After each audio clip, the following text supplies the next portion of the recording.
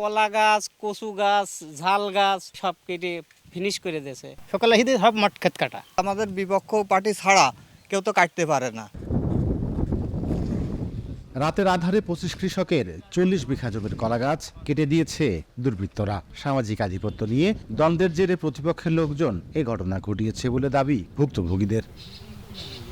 ঝিনাইদহের শৈলকুপা উপজেলার যোগীপাড়া গ্রামের হতদরিদ্র কৃষক শাহিন আলম ধার দেনা করে গ্রামের মাঠে ১.৫ বিঘা জমিতে করেছিলেন কলার আবাদ। দুদিন আগেও কলা খেতে সার দিয়েছেন তিনি। কিছুদিনের মধ্যে কলা গাছে কাঁদি আসতে শুরু করত, কিন্তু শুক্রবার রাতের আধারে তার জমির পুরো গাছ কেটে দিয়েছে প্রতিপক্ষ।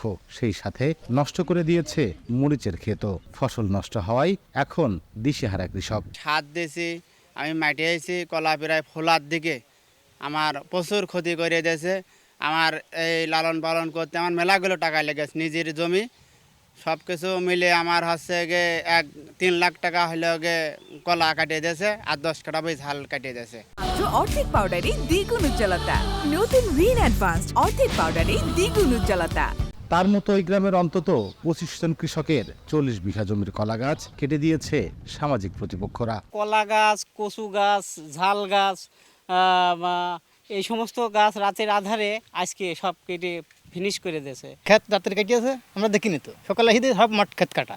আমাদের গ্রামে একটা গোলযোগ আছে, এই গোলযোগে আমাদের বিপক্ষ পার্টি ছাড়া কেউ তো কাটতে পারে না, বা অন্য গ্রামের লোকও তো এসে কাটতে পারে না। অবশ্যই আমাদের বিপক্ষ পার্টি এসে কাটছে। ফসল সবার, চাষি মানে সবার। হ্যাঁ, এ আজ আমার কাটলো, কাল আর এখন কাটবে, এখন কাটতে মাঠ সব শেষ হয়ে যাবে। তো এর বিচার চাই। জড়িতদের বিরুদ্ধে আইনগত ব্যবস্থা নেওয়ার কথা জানিয়েছে পুলিশ। প্রাথমিক তদন্তে আমরা যেটা পেয়েছি, সামাজিক আধিপত্য বিস্তারের জের ধরে এই ঘটনাটা ঘটেছে।